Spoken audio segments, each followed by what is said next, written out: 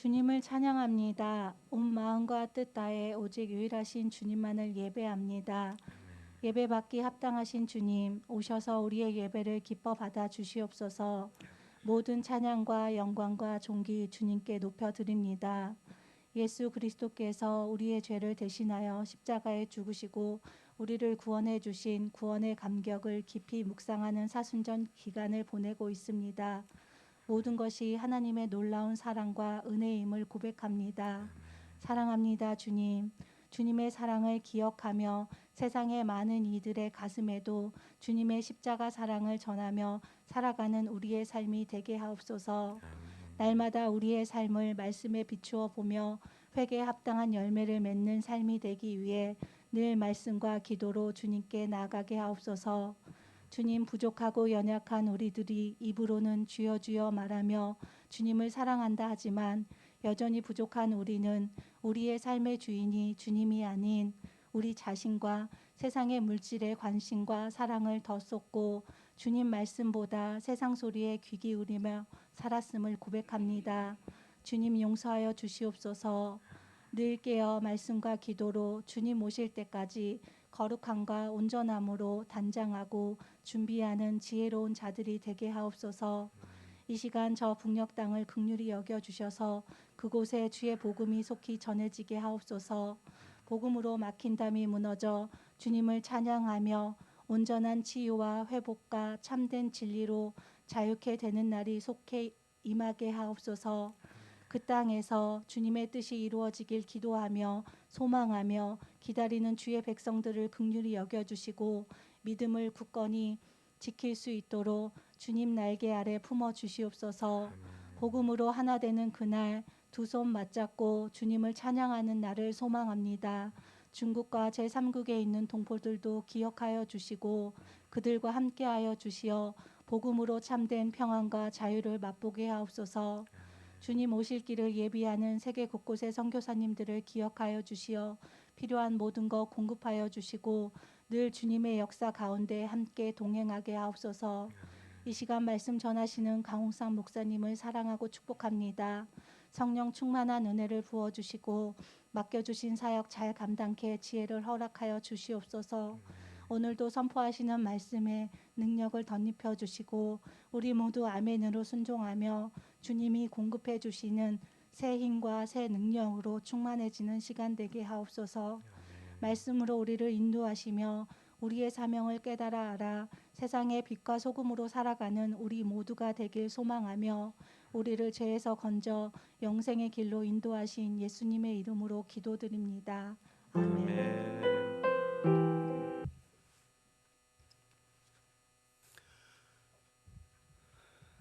4월이네요. 네, 어떠세요?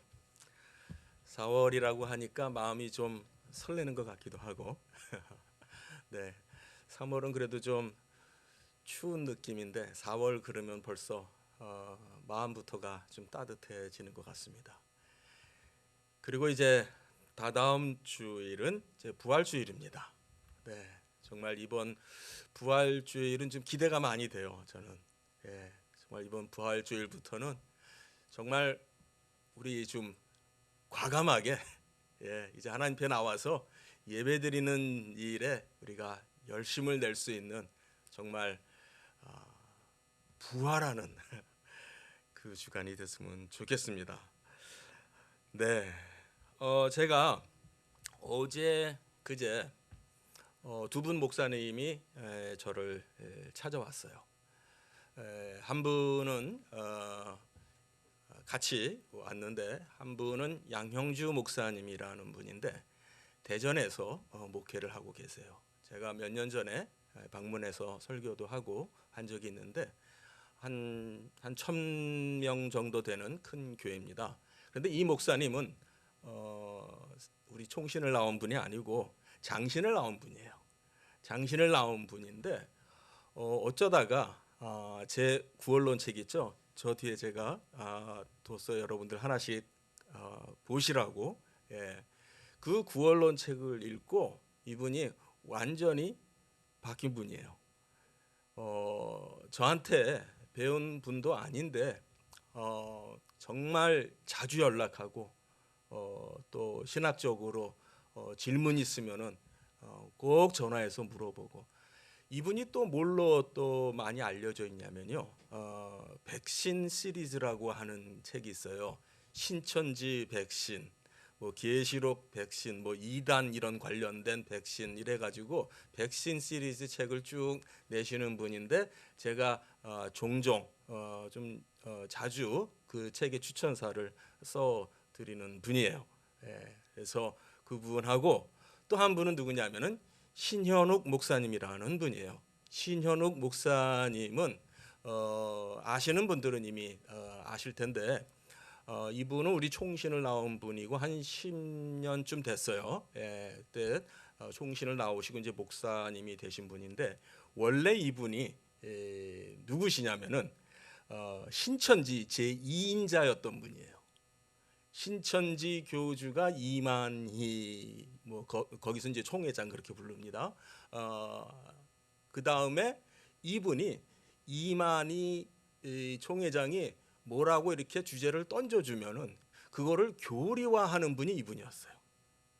20년 동안 신천지 교리를 만드신 분이에요. 그런데 어느 날 아니다라는 판단을 하고 확 돌아서서 나온 분이에요.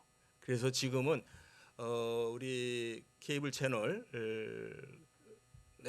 뭐 강의 많이 하는 걸로 알고 있고, 또 교회들 또 초청해서 다니면서 강의도 많이 하시고, 지금 구리 쪽에서 목회를 하고 계세요. 그래서 그 두 분이 저를 찾아와 가지고 한 금요일 날 점심 때 만나서 한 4시간 정도 정말 진지한 재미있는 이야기를 했습니다. 이제 앞으로 우리 신대원 안에도 우리 그 신천지를 막아내기 위해서 신천지에 대해서 좀 신학생들이 공부를 해야 되고, 또 어차피 교회에 가서 또 가르치는 사역을 해야 되기 때문에, 놀라운 거는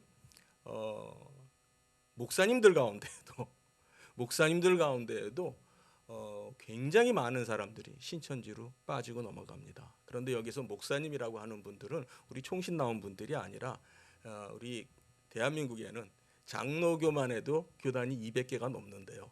그러니까 사실 제대로 공부하지 못하고 어떻게 해서 목사로 배출되어지는지는 사실 저도 잘 모르는데, 어쨌든 목사라고 하는 분들이 많습니다.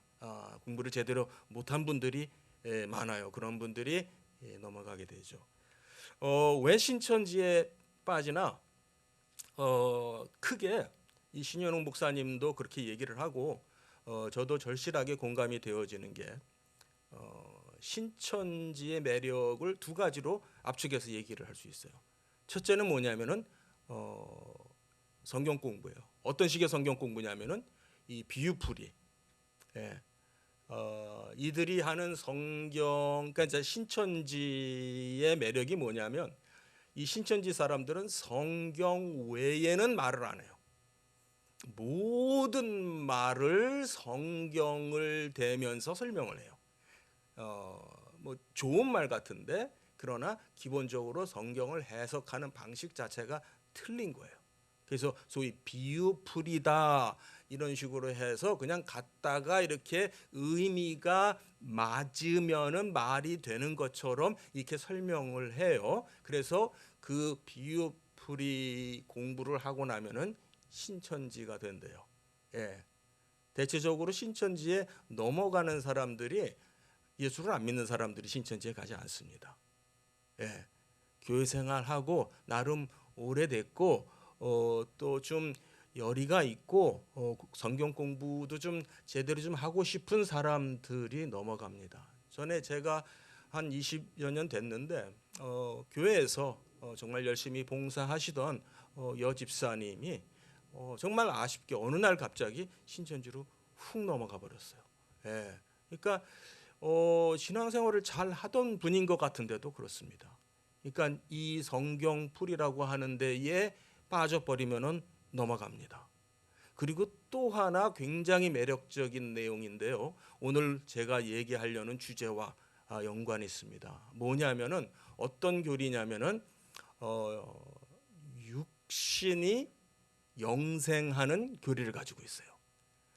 신인 하빌이다 이렇게 이들은 어려운 말로 표현을 하기도 합니다만은 지금 이만희 교주가 이제 죽지 않고 이제 영생할 거다라고 하는데 모든 것이 집중이 되어 있죠. 그리고 이제 나도 14만 4천의 성도들도 이제 몸이 죽지 않은 상태로 영생한다라고 하는 거기에 푹 빠져 있어요.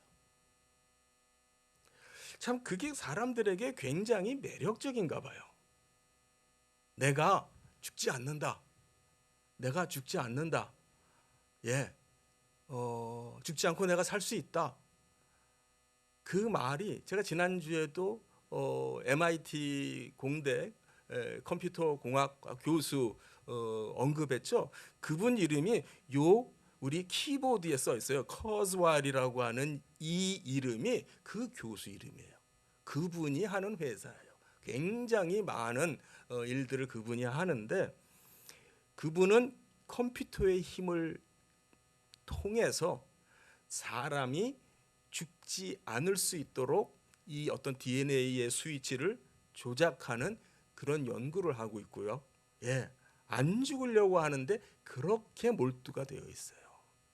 영생, 굉장히 흥미로운 주제인 것 같습니다. 오늘 영생에 대한 얘기를 하려고 그래요. 자, 본론에 들어가기 전에 다시 한번 제가 늘 반복을 합니다. 복습을 다시 한번 하겠습니다. 하나님의 뜻이 어디에 나와 있다고요?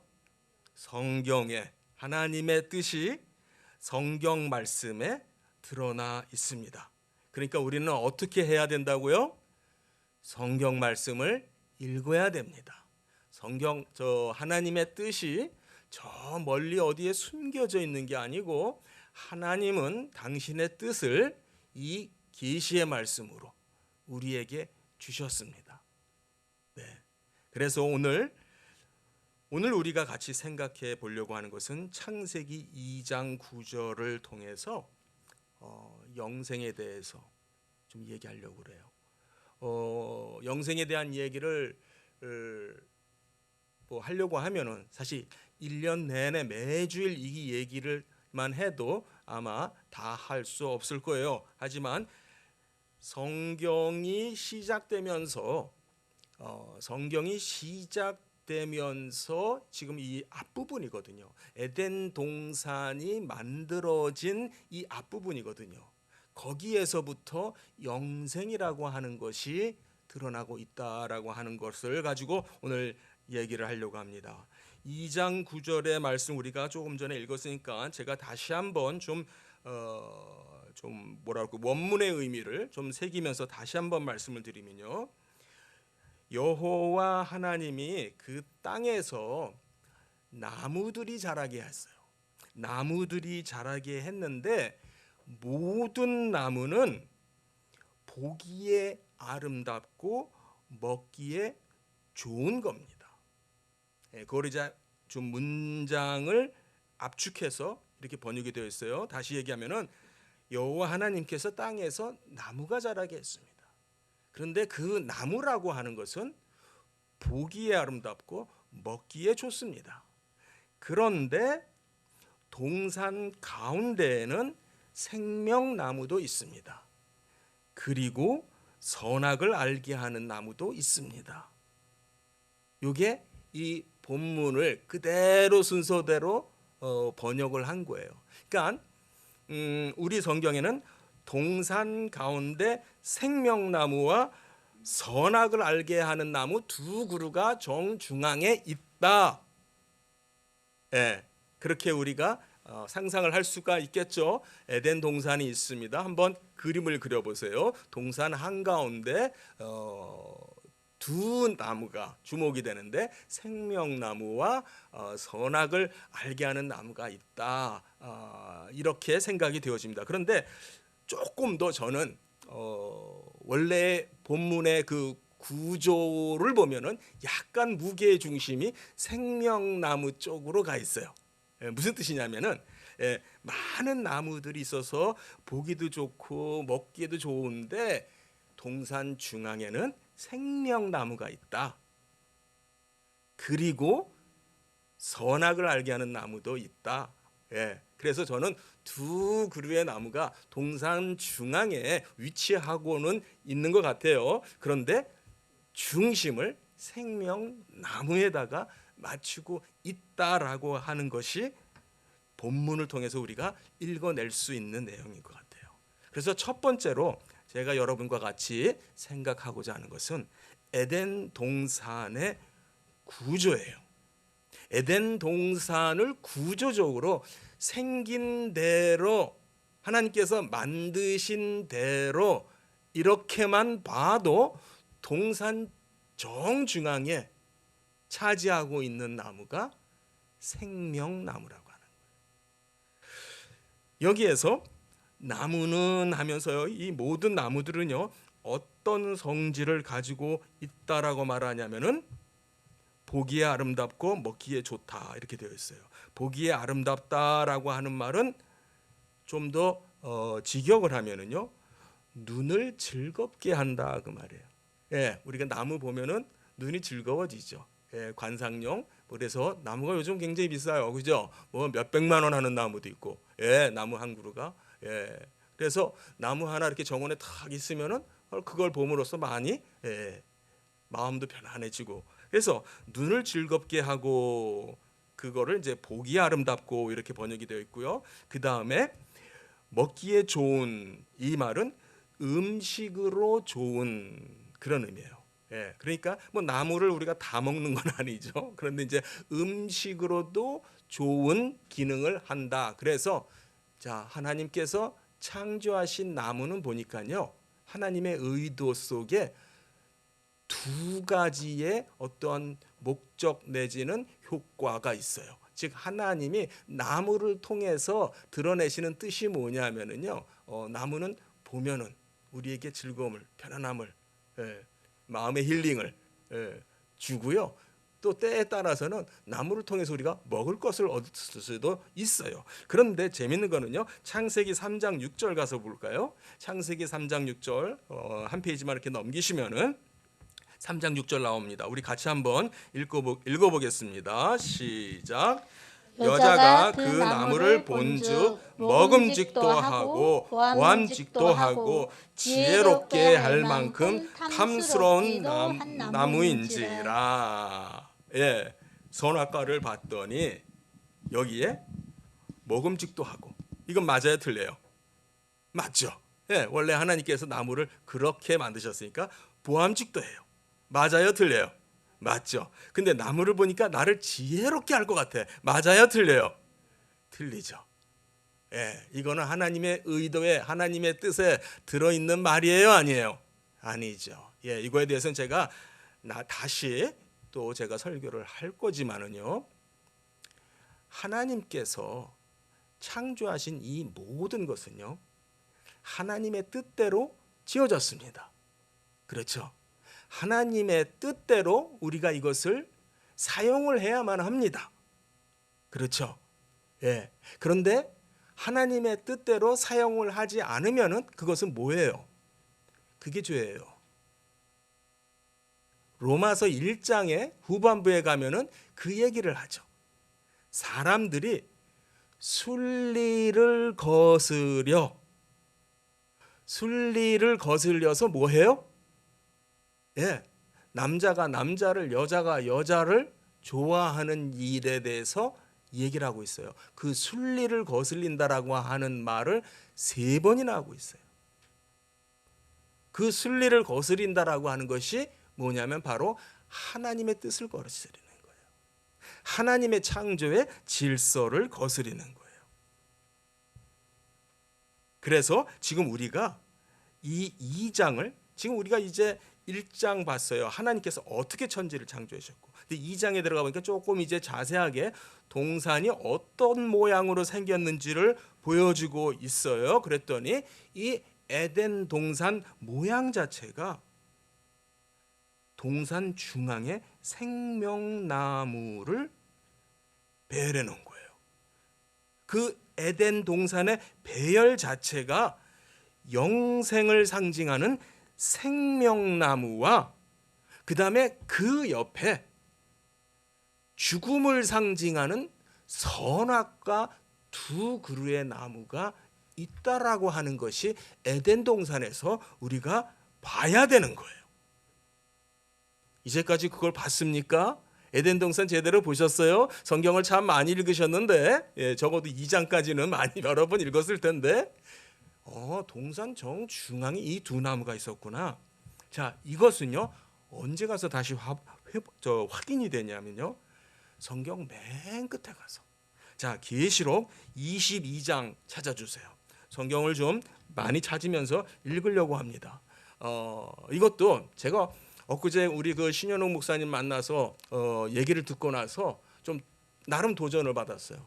이 신천지 사람들이 그렇게 성경만 가지고 들이대면서 설명을 하거든요.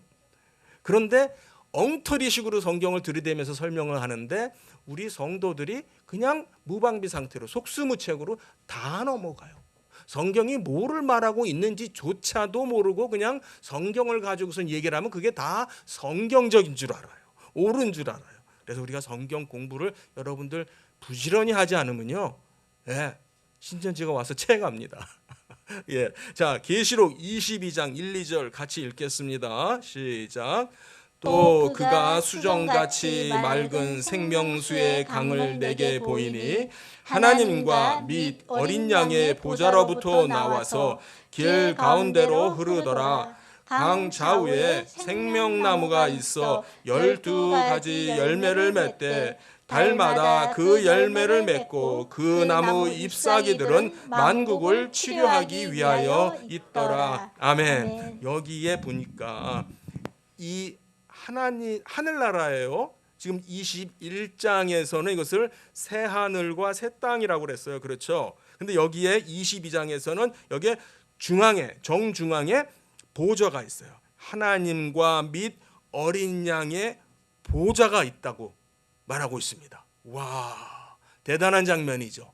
예, 그 장면의 중앙에 하나님과 어린 양의 보좌가 있고 거기로부터 생명수의 강이 흘러내리는데, 가운데로 생명수의 강이 흐르는데 강 좌우에 뭐가 있어요? 생명나무가 있어요. 하늘나라에 가니까 하나님 보좌에서 생명수의 강이 흘러나오고 그 좌우에 뭐가 있어요? 생명나무가 있어요. 그러니까 나중에 하늘나라 가서도 우리가 보게 되는 게 뭐예요? 생명나무예요. 그런데 여기에는 에덴 동산하고 조금 다르네요. 뭐가 없어요? 죽음나무, 선악을 알게 하는 나무, 죽음나무가 없죠. 이제는 필요 없죠. 그 대신 좌우에 2개의 생명나무가 있다라고 하는 것을 말합니다. 그러니까 자 보세요. 에덴 동산은 처음부터 뭐처럼 만든 거예요? 처음부터 뭐를 모형으로, 뭐를 따서 만든 거예요? 하늘나라. 에덴 동산은 처음부터 하나님 보좌가 계신 그 장면을 따서 만든 거예요. 계시록 2장 7절, 계시록 우리 폈으니까 좀 계시록 앞부분에 가서요, 2장 7절 한번 같이 읽겠습니다. 이제 계시록의 이 내용이 시작이 되면서 지금 이 말씀이 나와요. 2장 7절 같이 읽습니다. 시작. 이기는 그에게는 내가 하나님의 낙원에 있는 생명나무의 열매를 주어 먹게 하리라. 지금 결국 구원의 의미를 뭐로 설명을 해요? 생명나무로 말하고 있어요.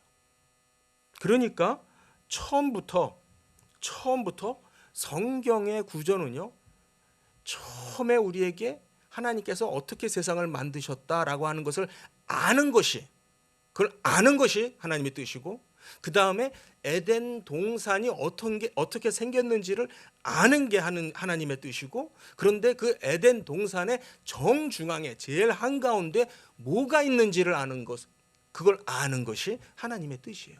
그런데 그 중앙에 있는 이 나무는 어디서 온 거냐? 무엇을 가리키는 것이냐? 이제 장차 우리가 들어갈 영원한 하늘나라의 모습, 거기에서 온 것이다라고 하는 거죠. 그러니까 자, 여기에서 우리가 뭘 깨닫습니까? 에덴 동산이 처음부터 만들어질 때부터 끝이 아니었네. 어때요? 에덴 동산에서 그냥 영원히 사는 게 아니었네. 그게 성경이 우리에게 보여주고자 하는 의도고 내용이에요. 그러니까 처음부터 에덴 동산은 저 새 하늘과 새 땅을 보고 모형처럼 이 땅 위에 보여주고 있는 것이다라고 하는 거죠. 그 다음에 두 번째 우리가 보게 되는 건 뭐냐면요. 이제 요 구절 말고 밑에 내려가서 16절과 17절의 내용을 통해서 또 하나의 정보를 얻게 돼요. 우리 창세기 2장 앞으로 다시 돌아오셔서 16절과 17절 한번 보겠습니다. 같이 읽죠. 시작. 여호와 하나님이 그 사람에게 명하여 이르시되 동산 각종 나무의 열매는 내가 임의로 먹되 선악을 알게 하는 나무의 열매는 먹지 말라. 내가 먹는 날에는 반드시 죽으리라 하시니라. 자, 말의 뜻이 뭐예요? 선악을 알게 하는 나무의 열매가 있는데 그거 먹으라는 거예요? 먹지 말라는 거예요? 먹지 말라. 안 먹으면 어떻게 된다는 거예요? 안 죽는다 그 말이죠. 이 본문의 말은 부정형의 형태의 말로 되어 있습니다만은 긍정의 의미로 바꾸면은 먹지 않으면은 산다. 그렇죠? 먹지 아니하면 산다라고 하는 하나님의 최초의 약속이 여기서 나타나요.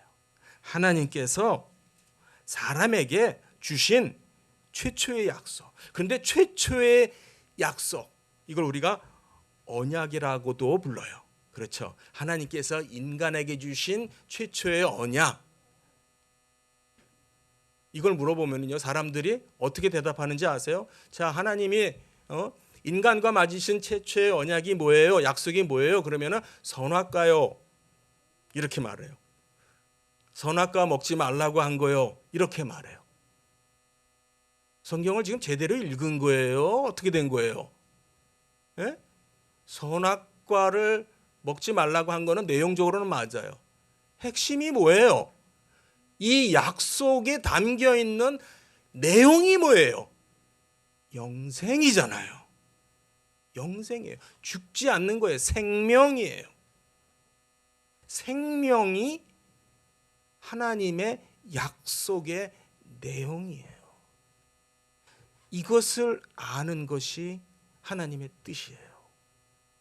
여러분들 성경 읽으면서 꼼꼼히 찬찬히 잘 읽지 않으면 정말 무섭더라고요.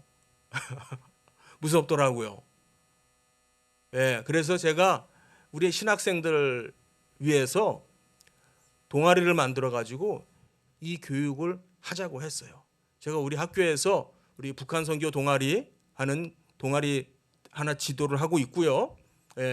많지는 않지만 그래도 일주일에 한 번씩 모여서 같이 말씀 나누고 기도하고 북한을 위해서, 통일을 위해서, 복음을 위해서 기도해요.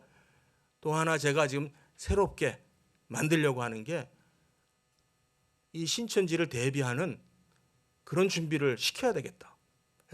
그런데 핵심이 뭐냐면 성경을 그냥 건성건성 읽는 게 문제예요.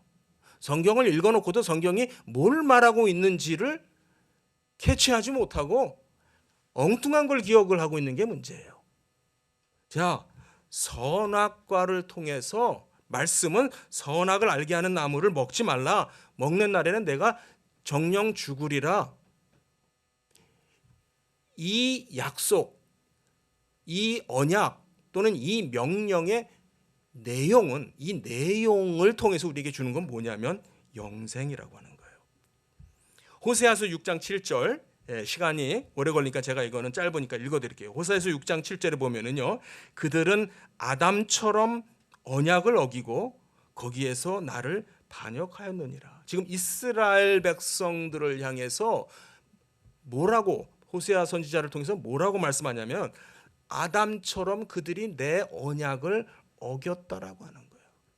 아담에게 하셨던 이 창세기 2장 17절의 말씀이 언약의 말씀, 하나님이 인간에게 맺으신 첫 번째의 약속, 그게 하나님의 뜻이죠. 하나님의 뜻은요, 처음부터 우리가 영생을 바라보고 살도록 하신 거예요. 아멘.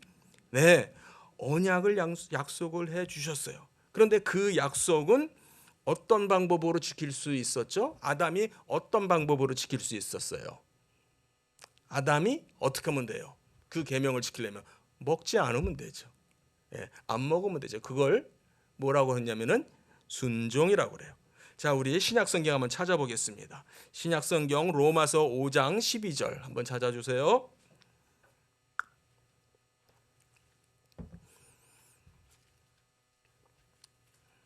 로마서 5장 12절. 아담이 순종하면은 지킬 수 있었던, 그런데 불순종했죠. 불순종함으로 죽음이 오게 됐습니다. 이것에 대해서 로마서 5장 12절이 이렇게 말합니다. 같이 읽습니다. 시작. 그러므로 한 사람으로 말미암아 죄가 세상에 들어오고 죄로 말미암아 사망이 들어왔나니 이와 같이 모든 사람이 죄를 지었으므로 사망이 모든 사람에게 이르렀느니라. 자, 이제 결과적으로는요, 하나님이 아담에게 약속을 주었어요. 언약을 줬어요. 영생으로 갈 수 있는, 영생으로 들어갈 수 있는 길을 주셨어요. 어떻게 하면 되느냐? 순종하면 되는 거였어요. 그런데 그 순종을 하지 않고 죄를 지은 거죠. 불순종함으로 말미암아 죄가 오고 죽음이 오고 모든 사람들이 함께 사망에 이르게 되었습니다. 그러나 성경은 거기서 끝나지 않고 이제 예수를 통해서 하나님께서 죄인들을 구원하시죠. 이걸 가지고 뭐라고 그러냐면은 하나님의 구원 계획, 이렇게 말해요. 같이 해볼까요? 하나님의 구원 계획. 네, 즉 하나님의 뜻 안에 구원 계획이 있다라고 하는 거예요. 이것이, 성경이 이렇게 진행하는 것이 하나님의 뜻이 드러나는 것이에요. 하나님의 뜻은요, 그러니까 아담이 순종했다면, 이런 생각 우리 많이 해봤잖아요. 아담이 순종했다면 우리 모두 다 안 죽었고, 그렇죠? 우리 다 영생에 들어갔었을 텐데, 아담이 죄를 짓는 바람에 망그러졌구나, 이렇게 생각해요. 그게 하나님의 원래 뜻이었을까요? 아담이 순종을 했더라면은 이런 일 아무것도 없었고 우리 모두 다 영생에 들어갔었을 텐데, 그게 하나님의 뜻이었을까요? 아니었던 거죠. 성경은 그렇게 진행이 되고 있지를 않아요. 다시 말해서 하나님의 뜻은요, 인간 아담을 통해서 우리가 영생에 들어가도록 하시는 것이 아니라 하나님 당신께서 직접 오셔서 우리를 데리고 영생으로 들어가게 하는 거예요. 아담의 어떠한 그 힘으로, 능력으로 얼마든지 선악과 안 먹으면 되는 거예요. 그렇게 할 수 있었어요. 어려워서 그걸 못 지킨 게 아니었어요. 너무나도 쉬운 거였어요. 그런데 아담이 범죄합니다. 아담이 범죄한 게 교회 생활을 오래 했고 성경 공부를 많이 했다라고 하는 사람도 어떻게 인식하고 있냐면 무슨 돌발 사고가 일어난 걸로 생각을 해요. 아담이 원래는 에덴 동산에서 영원히 거기서 행복하게 살 수 있었는데 이거 자체가 지금 성경을 엉터리로 읽고 있는 거예요. 하나님의 뜻이 그게 아닌 거예요.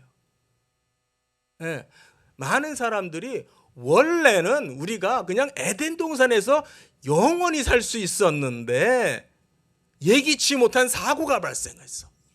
하나님의 뜻은 이거였는데, 선악과 먹지 않는 게 하나님의 뜻이었는데 아담이 선악과를 먹음으로 말미암아 하나님한테 갑자기 돌발 상황이 발생을 했어. 하나님이 생각하지 못했던 일이 발생을 해버렸어. 맞아요? 에? 우리가 성경을 이렇게 읽고 있어요. 그러니까는 이단한테 넘어가죠. 하나님의 뜻 바깥에서 지금 사고가 발생했단 말이에요. 그러면 하나님 맞아요? 하나님이 당신이 기껏 창조해 놓고, 그런데 하나님도 감당 못하는 사고가 일어났어. 하나님의 생각 바깥에서 사고가 일어나 버렸어. 그래서 하나님께서 그냥 부랴부랴 급하게 그냥 상황을 다시만 수습하시느라고, 그래서 당신이 직접 오시는 구원의 일을 하셔야만 했던 것처럼, 마치 사고가 일어나서 그 사고를 뒷감당한 것처럼 성경들을 읽고 있는 크리스찬이라고 하는 사람들이 너무너무 많아요. 성경을 잘못 읽고 있는 거예요. 아니요, 그냥 엉터리로 읽고 있는 거예요. 그러니까 이단이 와서 뭐라고 그러면은 그 말이 맞는지 틀리는지에 대한 판단을 못해요.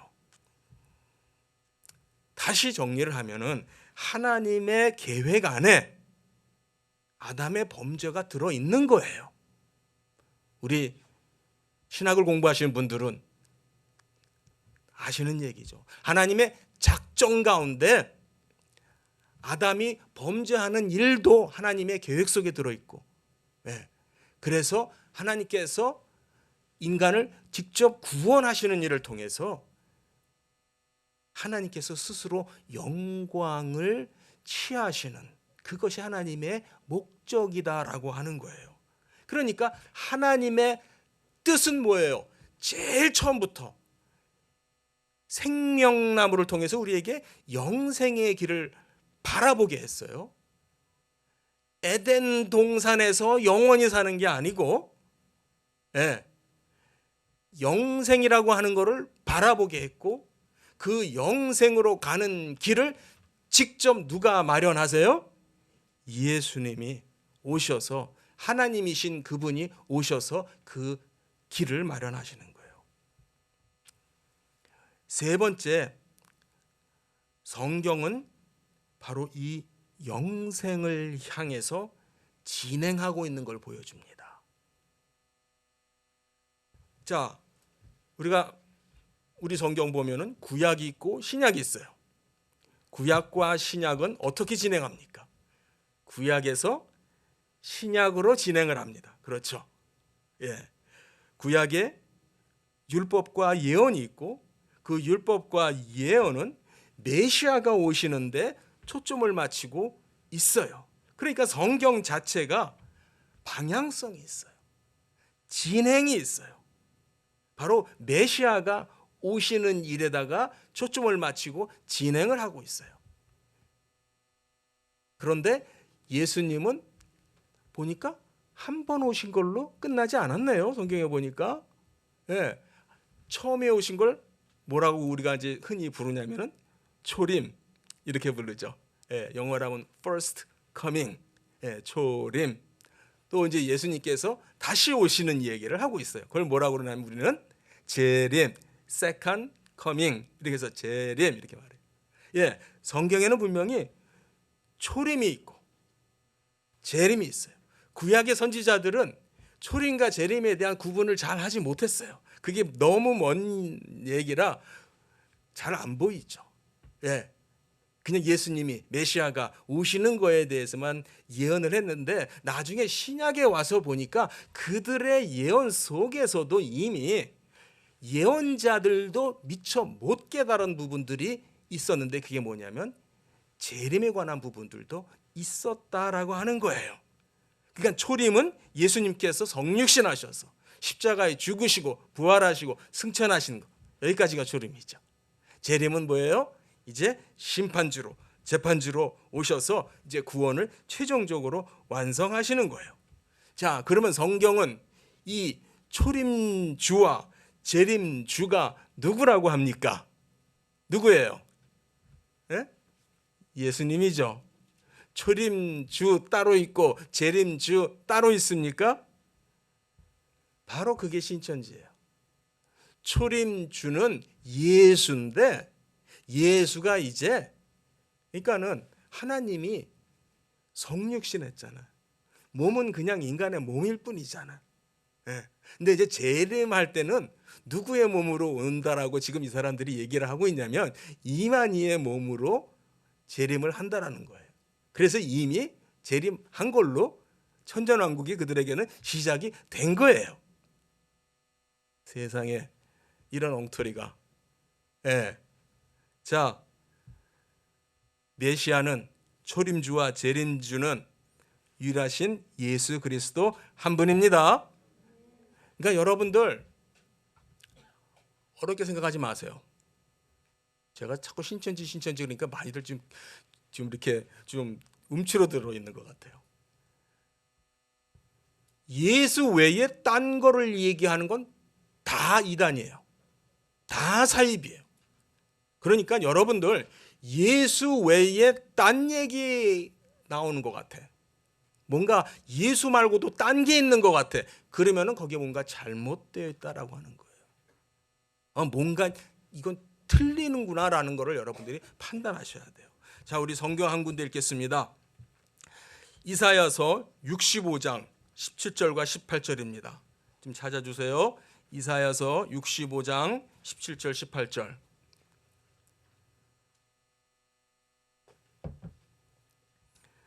네, 이사야서 65장 17절과 18절 준비됐습니까? 네, 같이 읽겠습니다. 시작. 보라, 내가 새 하늘과 새 땅을 창조하나니 이전 것은 기억되거나 마음에 생각나지 아니할 것이라. 너희는 내가 창조하는 것으로 말미암아 영원히 기뻐하며 즐거워할지니라. 보라, 내가 예루살렘을 즐거운 성으로 창조하며 그 백성을 기쁨으로 삼고. 이사야서의 구약 성경에서 새 하늘과 새 땅에 대해서 얘기를 하고 있어요. 성경은요, 어떤 방향으로 진행하냐면 새 것을 향해서 진행을 해요. 구약에서 신약으로 진행하고 이전 창조, 원래의 창조, 처음 창조에서 새로운 창조로 진행을 해요. 이게 굉장히 중요한 거예요. 그래서 옛사람과 새사람의 대비. 예. 그러니까 우리는 새사람이에요. 이제는 그리스도 안에서 우리가 새로운 피조물이 된 거예요. 예. 그 모든 것이 어디를 향하고 있냐면 저 새 하늘과 새 땅을 향하고 있는 거예요. 우리가 새 하늘과 새 땅에 들어가는 거지. 이 땅에서 그냥 에덴 동산에서 영원히 사는 것이 하나님의 뜻이 아닙니다. 성경을 잘못 읽고 있는 사람들이에요. 하나님의 뜻이 실패한 것이 아니라는 거예요. 여전히 많은 사람들이 구원받으면 우리가 에덴 동산으로 돌아가는 줄로 알아요. 영생은요, 그냥 우리가 안 죽고 사는 게 영생이 아니에요. 새로운 생명. 성경은 그래서 그것을 새로운 생명이라고 그래요. 새로운 생명. 지난주에도 얘기했습니다마는 지옥에 가도 안 죽고 살아요. 그런데 성경은 그것을 둘째 사망이라고 그러죠. 성경은 지옥 자체를 죽음, 사망이라고 말하고 있습니다. 그럼 성경이 말하는 안 죽는 것, 생명, 영생은 뭐냐면 하나님과의 교통으로 들어가는 거예요. 하나님과의 교통 속에서 영원한 것이, 그것이 영생입니다. 자, 우리 요한복음 17장 한번 찾아주세요. 요한복음 17장 2절과 3절 먼저 읽고 그 다음에 21절 내려가서 같이 읽을 텐데요. 요한복음 17장 2절과 3절을 먼저 읽겠습니다. 거기에 보면은 영생에 대해서 말합니다. 준비되셨어요? 시작. 아버지께서 아들에게 주신 모든 사람에게 영생을 주게 하시려고 만민을 다스리는 권세를 아들에게 주셨음이로소이다. 영생은 곧 유일하신 참 하나님과 그가 보내신 자 예수 그리스도를 아는 것이니이다. 아멘. 자, 21절 좀 내려가서 거기에 내용은 전부 다 예수님께서 하시는 기도의 내용이에요. 21절 읽겠습니다. 시작. 아버지여, 아버지께서 내 안에 내가 아버지 안에 있는 것 같이 그들도 다 하나가 되어 우리 안에 있게 하사 세상으로 아버지께서 나를 보내신 것을 믿게 하옵소서. 즉 예수님이 기도하는 내용이 뭐냐면 하나님과 즉 성부 하나님과 성자 하나님이 원래 하나이고 영원토록 교통을 나누던, 그래서 창세 전부터 나누던 그 교통으로 다시 나를 데려가십시오, 그런 말씀하잖아요. 예. 그러니까는 결국 우리가 구원받는다라고 하는 건 뭐냐면 우리도 그 교통 안에 들어가는 것입니다. 그 성부와 성자가 나누는 그 사랑의 교통 가운데 우리도 들어가서 누리는 것이 영생이에요. 그것이 성경이 말하는 생명입니다. 그냥 육신이 안 죽고 그냥 쭉 가는 게 생명이 아니에요. 영생이 아니에요. 이 육신이 그냥 쭉 가는 게 아니고 처음 지은 에덴 동산이 그냥 쭉 가는 게 영생이 아니고요. 새 하늘과 새 땅은 하나님께서 따로 만드셨어요. 그 영생의 자리는 따로 있어요. 여러분이 마음 가운데 이걸 사모하세요.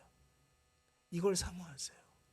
이게 어려운 내용이 아니잖아요. 내가 하나님을 안다는 게 뭡니까? 하나님이 나누시는 그 교통을 나도 누리는 거예요. 그게 내가 하나님을 아는 겁니다. 그게 영생입니다.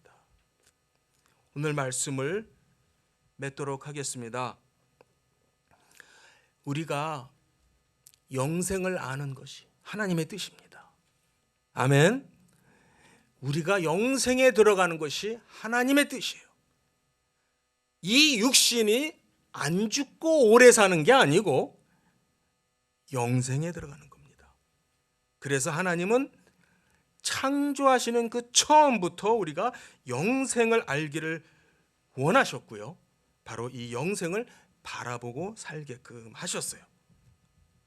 또 놀라운 것은 사람 아담을 통해서 우리가 영생에 들어가는 것이 아니라 하나님이 직접 오셔서 영생의 길이 되어 주셨다라고 하는 겁니다. 할렐루야. 그러니까 우리가 어디 바라보고 살아야 되겠습니까? 이 땅이 아니고요. 바로 저 새 하늘과 새 땅, 영생을 바라보고 사시면서 승리하시는 우리 성도님들 되시기를 축복드립니다. 기도하겠습니다.